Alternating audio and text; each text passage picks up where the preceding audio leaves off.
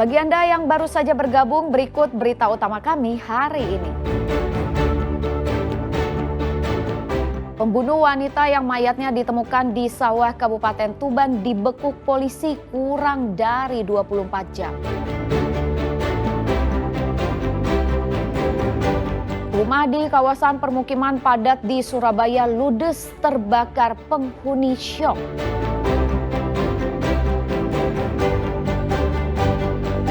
Polisi bongkar praktik penyalahgunaan solar bersubsidi yang dijual ke karangan industri.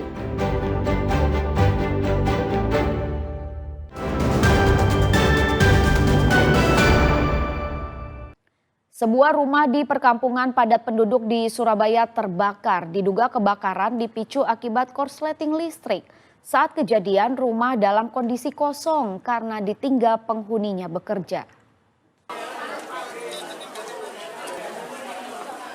Kebakaran rumah terjadi di gang sempit perkampungan padat penduduk Jalan Bendul Merisi, Jaya Selatan, Surabaya.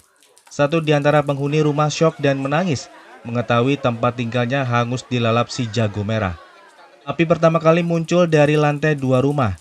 Saat kejadian, rumah seluas 3 kali 6 meter dalam kondisi kosong karena ditinggal bekerja oleh para penghuninya. Diduga kebakaran dipicu akibat korsleting listrik. Petugas pemadam kebakaran sempat mengalami kendala dalam upaya pemadaman karena sempitnya akses. Saya masih jaga di air das. Di air das. Jaga satpam. Posisi di rumah ada siapa aja? Kurang paham. Nggak ada Nggak. anak? Anak nggak tahu ini anak.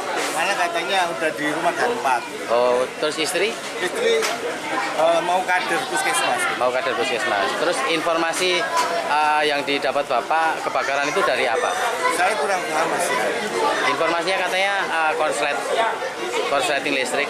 Ya kemungkinan itu juga. Apa waktu ditinggal masih ada mungkin charger masih nancep atau? Ya kemungkinan itu juga, Pak. Kebakaran berhasil dipadamkan 15 menit setelah lebih dari 5 kendaraan pemadam kebakaran tiba di lokasi kejadian.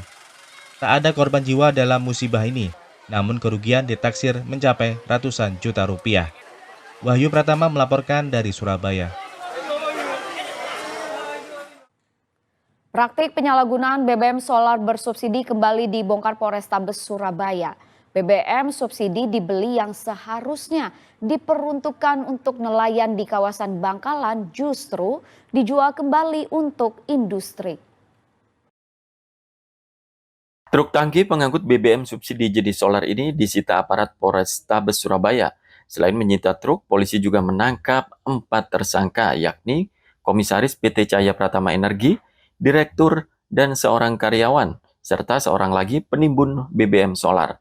Pengungkapan praktik penyalahgunaan solar subsidi ini berawal dari operasi yang digelar polisi di kawasan Kenjeran, Surabaya. Petugas yang curiga menghentikan truk tangki pengangkut BBM yang melintas dan memeriksa surat-suratnya. Namun, karena tidak bisa menunjukkannya, truk akhirnya disita polisi.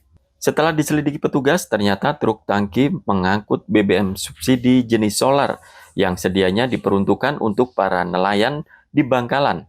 Namun justru dijual ke kalangan industri dengan harga non-subsidi.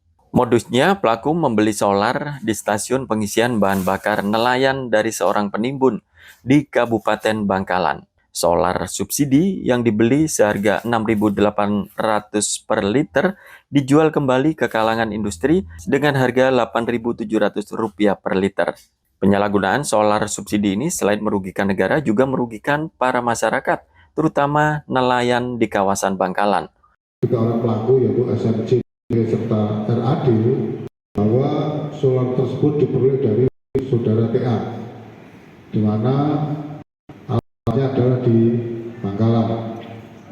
Kemudian oleh anggota dikembangkan, di mana setelah di TKP di Bangkalan, anggota berhasil mengamankan satu lokasi beserta 2 unit kendaraan, yaitu 1 unit pickup Nopol M9815 GB warna putih yang saat itu di dalamnya berisi jerigen sebanyak 50 buah yang ukurannya 30 literan ditutup terpal.